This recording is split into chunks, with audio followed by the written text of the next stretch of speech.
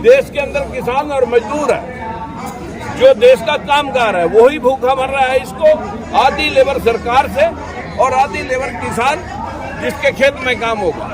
जब से संविधान लिखा था बाबा साहब तो उसी दिन आंसू टपका रहे थे जिस दिन मनुवादी लोगों के हाथ में संविधान सौंप करके लिख करके जब महात्मा गांधी ने अमरण अनशन रख दिया कि हम अछूतों, दलितों, पिछड़ों को अपने बराबर नहीं बिठा सकते। बैकवर्ड का हिस्सा देने में फांसी लगती है। जिनके हाथ में लगभग 75% हिस्से हैं, उनके गरीब भी पीछे न रह जाएं, वो गरीब भी बराबर में जाके खड़े हो जाएं, इसलिए ईडब्ल्यूएस का आरक्षण भी लागू कर दिया। और जब तक संविधान लागू नहीं होगा ये प्रोटेस्ट, अभी तो ये कह रहे हैं कि वह हम मनुस्मृति इन लोगों पे लाद दें। आप थोड़ा इधर आ जाएं, आपकी बाइट जो अनुष्ठान की चल रही। हमारे विषय की स्थिति इतनी गंदी है कि हम अगर इस व्यवस्था के खिलाफ बोलते हैं तो हमें जाति पाति का जो ना आरोप हमारे सर पड़ा जाता है। हमने कहा 100% आरक्षण की जरूरत है देश में, एक परिवार में एक रोजगार की जरूरत है। देश के अंदर किसान और मजदूर है, जो देश का कामगार है, वही भूखा मर रहा है। इसको आधी लेबर सरकार से और आधी लेबर किसान जिसके खेत में काम होगा और आबादी कंट्रोल करके इस देश के सिस्टम को लागू किया जाए, अन्यथा ये देश का सिस्टम एक दिन ऐसा आ जाएगा, लोग गदर होगा और ये जितना जो ऊंच नीच का भेदभाव है, लोग इनको हलाक कर देंगे और जंगल राज देश का बनते देर नहीं लगेगी, क्योंकि गरीब इतना लाचार हो चुका है और कमजोर, जब अति कमजोर हो जाता है फिर वो मार काट और डकैती में उतरता है। ऐसा वक्त ना आए, संविधान को लागू किया जाए।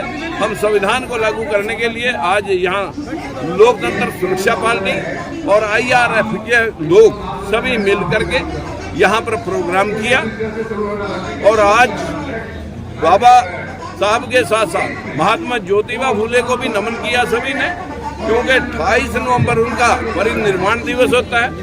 उसको भी आज हमने 26 नवंबर को ही इस प्रोग्राम के साथ क्लब किया था और उनको नमन करते हुए महात्मा ज्योतिबा फुले को, माता सावित्रीबाई फुले, उनको याद करते हुए आज उनको भी हमने 28 नवंबर की श्रद्धांजलि दी गई और इस व्यवस्था को लागू करने के लिए हम सब संकल्पबद्ध हैं। हमारे साथ में हमारे यूपी से प्रदेश अध्यक्ष भाई राजपाल जी हैं और राजस्थान से अध्यक्ष भाई गिरधारी लाल जी हैं और हमारी महिला प्रधान जो है राष्ट्रीय लेवल पर पुष्पा झांगड़ जी हैं और हमारे यहाँ पर बहुत सारे पदाधिकारी और जो भरतराज जी जिलाध्यक्ष अपने पलवल से, दूसरे जिलाध्यक्ष हमारे कैथल से महिला प्रभारी राजबाला जी और हमारे यहाँ पर बहुत सारे मौजूद मेहमान पार्टी की तरफ से और सभी लोगों ने यहाँ पर हमारे जिलाध्यक्ष मोनू युवा वो यमुनानगर से, यहाँ सारे जिलों से 10-10 लोग आए थे और सभी ने अपनी जिम्मेवारी समझी। मैं सभी कार्यकर्ताओं का भी धन्यवाद। सनी साहब, यहाँ पे ज़्यादा से ज़्यादा लोगों ने 15 या 20 लोगों ने संविधान को खतरे में बोला है। खतरे में कितना है वो भी आप बता दें। खतरा तो लागू ही नहीं हुआ, वो पूरा खतरे में ही चल रहा है। जब से संविधान लिखा था बाबा साहब तो उसी दिन आंसू टपका रहे थे जिस दिन मनुवादी लोगों के हाथ में संविधान सौंप करके लिख करके जब महात्मा गांधी ने अमरण अनशन रख दिया कि हम अछूतों, दलितों, पिछड़ों को अपने बराबर नहीं बिठा सकते। इसके ऊपर जवाहरलाल नेहरू चालाक था कि संविधान लागू कर लेने दो, हम संविधान लागू करके दलितों और पिछड़ों का हक इनको दे देंगे। लेकिन बाबा साहब ने कहा कि नहीं ऐसा होगा, अभी देना होगा। तो उन्होंने कहा कि जो जातियां प्रस्तावना करेंगी कि हमें आरक्षण मिलना चाहिए, उनकी एक सूची बनी जिसको हम शेड्यूल कास्ट कहते हैं। वो सूचीबद्ध जो जातियां हुई उनको आरक्षण मिला, लेकिन हमारा बैकवर्ड समाज इसको लोगों ने बहका दिया। जो हमारा माली समाज था उसको बना दिया तुम तो शाने हो, सैनी हो। जो हमारा कश्यप समाज था उसको कश्यप राजपूत बना दिया। इसी प्रकार से हमारे जो सैन समाज था उसको ठाकुर सैन भगत की औलाद बना दिया और जो हमारा जांगीड़ समाज था उसे शर्मा बना दिया। झूठे प्रमोट करके हमें हमारे अधिकारों से आज 75 साल के बाद भी हाशिए पे खड़ा है पूरा समाज।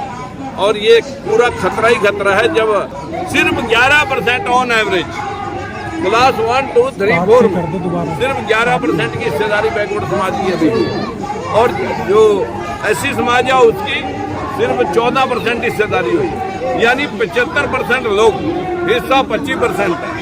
ये मैं वो आंकड़े ले रहा हूँ जिसमें बैकवर्ड क्लासेस की हिस्सेदारी ये एवरेज पूरे देश में सिर्फ 11% की हिस्सेदारी है। और हरियाणा के अंदर तो और भी बुरा हाल है, एक ही समाज के लोगों के पास 50 से 55% नौकरी है, फिर भी रिजर्वेशन चाहिए। हमने तब भी कहा था कि ठीक है रिजर्वेशन 100% कर दी जाए, जनसंख्या अनुपात में सबको आरक्षित कर दिया जाए। आज देश को इसी की जरूरत है, तभी संविधान लागू होगा। साहब, आप उत्तर प्रदेश के अंदर क्या समाजवादी पार्टी का समर्थन देने जा रहे हैं? देखिए, हम ओबीसी के हर उस पार्टी के नेता का समर्थन करते हैं जो लगभग इस बात के लिए वचनबद्ध है कि हम जातिगत जनसंख्या की जनगणना कराएंगे और उसे लागू करेंगे। सर, उत्तर प्रदेश में क्या आप लोकसभा से कहीं लड़ने वाले हैं ऐसा कुछ? देखिए, ये भविष्य के गर्भ में रहने दो। देश के अंदर ये मैं पूरे आंकड़ों के साथ इसलिए कह सकता हूँ, 69,000 लोग जब पूछा गया किस जाति के हो तो 69,000 लोगों ने जात छुपा ली ये, और 68,000 लोगों का आंकड़ा रिकॉर्ड में आया। 50% जनसंख्या, 50% नौकरियां, जनसंख्या 10% और हिस्सा ले रहे हैं 55%। कैसे चलेगा देश? संविधान कहाँ लागू हुआ? संविधान तो तब जब लागू होगा सबके हिस्से सबको मिल जाएंगे। देखिए, 73वां संविधान दिवस इस बार मना रहे हैं, इसी साल EWS भी लागू हुआ। आपने बहुत अच्छी बात पूछी। बैकवर्ड क्लासेस के 52% हिस्से को लागू करने के लिए तो तर्क दिए गए कि 50% से ज्यादा आरक्षण नहीं कर सकते। सुप्रीम कोर्ट ने एक लाइन लिख दी, संविधान के प्रारूप को ही बदल दिया कि जो बाबा साहब ने कहा था सबके हक बराबर है। लेकिन बदकिस्मती ये देखिए कि जब EWS का रिजर्वेशन आया, क्योंकि सारे विधानसभा, सारे लोकसभा में वही लोग बैठे हैं, राज्यसभा में वही लोग बैठे हैं, जुडिशरी में वही लोग बैठे हैं, 5 मिनट में बिना बहस के उसको पारित कर दिया गया। और ऐसी स्थिति है कि बैकवर्ड को देने में फांसी लगती है, बैकवर्ड का हिस्सा देने में फांसी लगती है। जिनके हाथ में लगभग 75% हिस्से हैं, उनके गरीब भी पीछे न रह जाएं, वो गरीब भी बराबर में जाके खड़े हो जाएं। इसलिए EWS का आरक्षण भी लागू कर दिया गया है, जबकि 50% से ज्यादा आरक्षण कह रहे हैं लागू हो नहीं सकता। लेकिन हम तो सोरेन जी का, हेमंत सोरेन ने 77% तक कर रखा, और भी स्टालिन ने भी कर रखा, और भी कई स्टेटों में। लेकिन ये हरियाणा, पंजाब, दिल्ली, इसमें रिजर्वेशन, क्योंकि यहाँ मनुवादी ताकतें ज्यादा ताकतवर हैं। हरियाणा में क्या आप कोशिश करेंगे अपने सांसद? हम हरियाणा में इसी रिजर्वेशन के पीछे ही मैंने इस्तीफा दिया था, और मैंने 3 बार इस्तीफा इसलिए नहीं दिया कि मुझे मेरी कोई जमीन जायदाद का झगड़ा था या मंत्री बनाने का झगड़ा था। मैं तो बंसीलाल की सरकार में ही मंत्री था, चौटाला सरकार में मंत्री था, दोनों बार मंत्री पर छोड़ा लोगों के साथ हो रहे भेदभाव के खिलाफ, और सांसद पद तब छोड़ा जब सुप्रीम कोर्ट ने फैसला बैकवर्ड वर्ग के पक्ष में दिया कि इसमें जो ताकतवर लोग हैं उनको निकाला जाए, उनको आरक्षण नहीं दिया जाएगा। लेकिन बीजेपी जो जिस प्रकार से जो नपुंसक लोगों की एक जमात दिखाई दी कि वो हथियार डाल करके, गुंडागर्दी ताकतों के आगे हथियार डाल के उनके लमलेट हो गई और आरक्षण उनको देने के वादे करने लगी। उसी दिन हमने उसको भी छोड़ दिया था कि जहां आप बेदर्द हाकिम हो वहां फरियाद क्या करना। इसलिए आखिरी सवाल है मेरा कि अभी जब आप अपने मन से बात कर रहे थे तो आपने सफाई कर्मचारियों की बात की। अभी एक केस आया जिसमें दिल्ली हाईकोर्ट ने फटकार दिया, आपने कहा कि आरक्षण की सबसे ज्यादा जरूरत पड़ रही पर वहाँ नहीं मिलेगा, यहाँ मुआवजा भी नहीं मिल पा रहा मौत के बाद। क्या आप लोग इस पर भी कोई लड़ाई कर रहे हैं? देखिए, बहुत अच्छी बात आपने कही कि आज 3-3 लाख और 2-2 लाख, 2.5 लाख के ऑफिसर लॉबी, ब्यूरोक्रेसी, वो तो फटाफट अपने कानून अपने आप बना के पास कर लेते हैं। लेकिन 10,000 रुपये का सफाई कर्मचारी, उसके लिए उनके पास जगह नहीं है, उसके लिए उनका बजट हैवी पड़ जाता है।